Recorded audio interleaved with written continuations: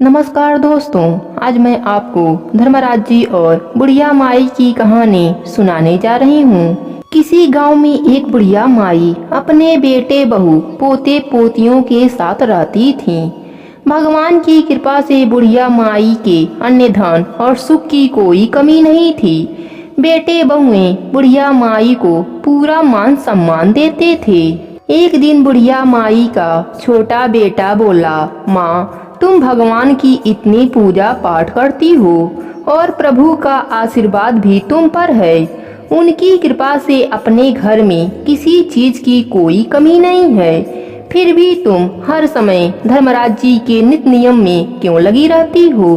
बुढ़िया माई बोली, बेटा प्रभु की कृपा से मेरे पास सब कुछ है, बस एक ही इच्छा है कि मरने के बाद मैं स्वर्ग लोक में जाऊं। माँ की बात सुनकर बेटा हंसने लगा और बोला, माँ स्वर्ग लोक ऐसे नहीं मिलता, उसके लिए घर बार छोड़ना पड़ता है, जंगलों में घूमना पड़ता है, साधु संतों का संग करना पड़ता है, तब कहीं जाकर स्वर्गलोक की प्राप्ति होती है।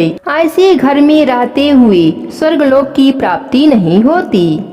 छोटे बेटे की बातों का बुढ़िया माई के मन पर ऐसा प्रभाव डाला कि बुढ़िया माई अगले दिन ही अपने घर से चल दी। भगवान को भजती गई और चलती गई। चलते चलते उन्हें रास्ते में एक और बुढ़िया माई मिली। उनसे पूछने लगी, बहन भगवान का भजन करते हुए कहाँ जा रही हो? तो वह बोली, मरने के बाद मुझे स्वर्गलोक की प्राप्ति हो, इसलिए जंगल में तपस्या करने जा रही हूँ। तब दूसरी बुढ़िया माई बोली, मैं भी चलूँ तुम्हारे साथ? तो वह बोली, चलो।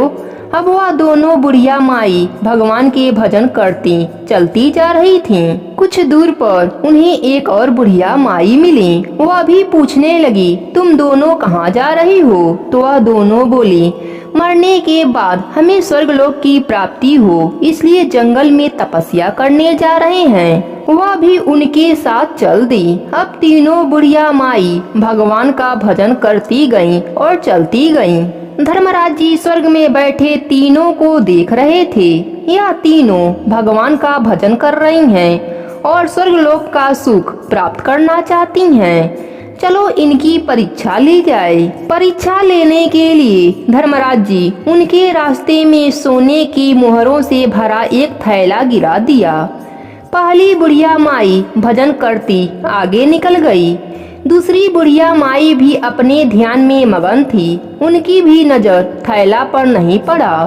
तीसरी बुढ़िया माई का पाँव मोहरों की थैली पर पड़ा। उन्होंने थैली उठाकर देखा कि इतनी सारी सोने की मोहरें। तीसरी बुढ़िया माई ने मोहरों की थैली उठाई और बोली, मुझे तो भगवान ने धन दे दिया, अब मुझे कुछ नहीं चाहिए। और वह थैला लेकर अपने घर की ओर चल दी। यह देखकर धर्मराज जी मंद मंद मुस्कुराने लगे।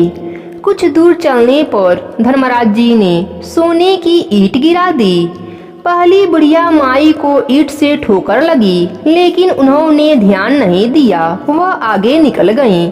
दूसरी बुढ़िया माई को भी ठोकर लगी तो उन्होंने देखा, अरे यह तो सोने की ईंट है। उन्होंने ईंट उठा ली और वहां से वापस अपने घर को चल दी और बोली, जब भगवान ने धन दिया है तो बन बन घूमने से क्या फायदा।